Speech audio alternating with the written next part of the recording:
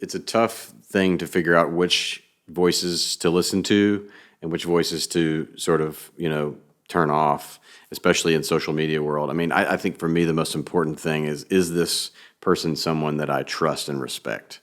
And if they're a stranger or they're not someone you trust and respect, then it's just a thanks so much. Or even sometimes it can be someone you trust and respect that gives you a piece of advice, but you're so confident in what you already know about the work that you just say, well, thank you, I disagree. I remember there's a song called The Wine We Drink, and I played it for a couple different people, and I got the same feedback from all three people, which is, that's a great song. It doesn't really feel like the chorus really lifts, though. It feels more like a verse. And I was just like, sorry, I was just playing you the song. I'm not actually interested in your opinion about it. I know that the song is finished. And they were like, well, okay, whatever.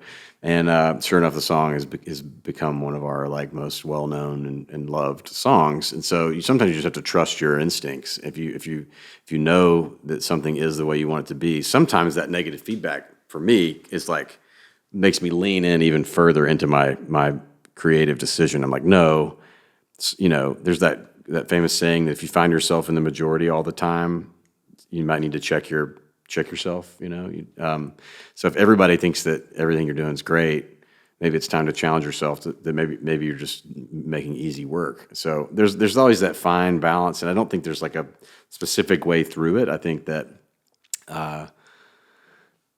you have to trust yourself and take what makes sense and what you can work on, what you can challenge yourself with. That's for a musician, it's a really big deal who you hire as a producer, because that person is going to have a lot of say over the direction of your work. So you want to choose somebody that you trust, that you have a good working rapport with.